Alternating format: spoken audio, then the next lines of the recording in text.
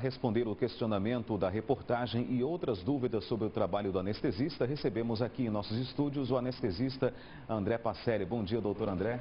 Bom dia. Prazer em recebê-lo aqui no Jornal da Correio.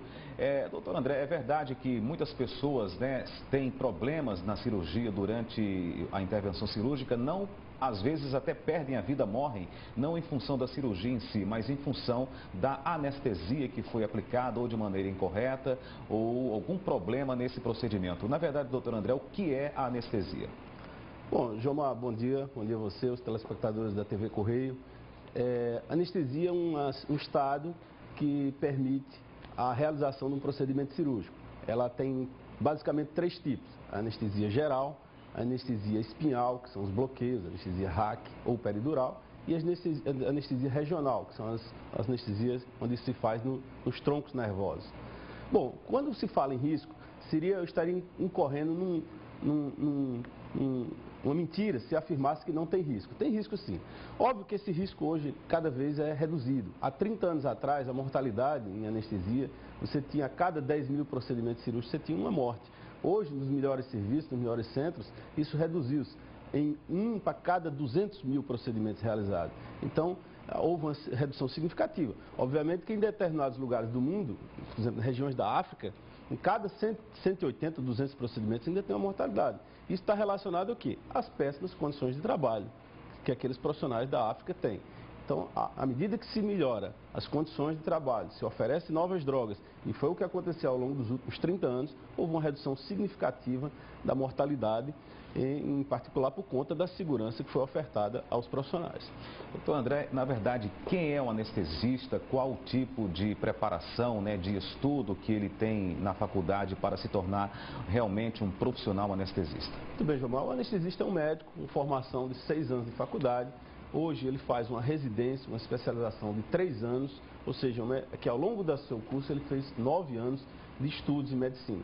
É um médico que cuida, como a senhora afirmou ali, do pré-operatório, ele faz uma consulta pré-anestésica, cuida do transoperatório, que é aquele período do momento da cirurgia, e do pós-operatório. A grande maioria hoje dos anestesistas também militam, muitos deles militam em unidades de terapia intensiva, em salas de recuperação, pós-anestésica, ou seja, fazendo com que todo um momento perioperatório, que a gente chama o trans e o pós-operatório, seja o anestesista esteja junto do paciente. Então, o anestesista, durante a cirurgia, durante a intervenção cirúrgica, ele fica dentro da sala de cirurgia dando uma assistência, se por acaso precisar, na verdade, de mais anestesia. Como é que funciona realmente a presença do médico anestesista no momento da cirurgia? O anestesista, ele não sai da cabeceira do paciente, né? O primeiro a chegar e tem que ser o último a sair da sala.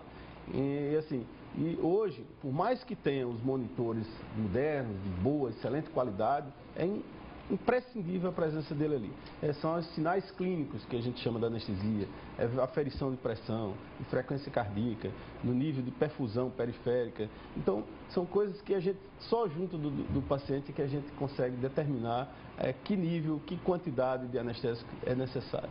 Ou seja, apesar da modernidade dos equipamentos, da eletrônica em si presente na medicina, a presença da pessoa humana, do médico, é imprescindível. Imprescindível. E agora, eu achei muito interessante que a senhora ali falou no início da reportagem, há 20 anos atrás, como foi diferente? Ela não teve essa oportunidade de conversar no pré-operatório, no pré-anestésico com o seu anestesista. E hoje ela fala que já foi completamente diferente. Hoje, também o efeito das drogas. Há 20 anos atrás, a maioria dos pacientes se sentia muito mal, tinha náuseas, vômito pós-operatório. O controle da dor não era eficiente, a grande maioria dos pacientes tinha muita dor, e hoje a gente viu que melhorou consideravelmente, como o próprio paciente afirmou. Doutor André, quanto tempo, na verdade, em média, dura uma anestesia? Não tem um tempo definido. Veja bem, a anestesia geral, ela dura o tempo que for necessário à cirurgia. Nas anestesias espinhais, nos bloqueios, a raquianestesia ela tem um tempo limitado, em torno de 2, 3 horas, depende da quantidade e do volume da anestésia. A peridural, a anestesia peridural, hoje permite que a gente coloque através de um catéter peridural e essa anestesia ela possa se prolongar também por muito mais tempo. Então não há necessidade, não há aquele temor do paciente, a anestesia pode passar e eu sentir dor. Isso aí às vezes ainda acontece das pessoas terem receio disso, mas não acontece mais. E outra coisa, a grande maioria dos profissionais está preparado, numa eventualidade, numa anestesia, por exemplo, uma raquianestesia, se o efeito passou um pouco mais rápido, né?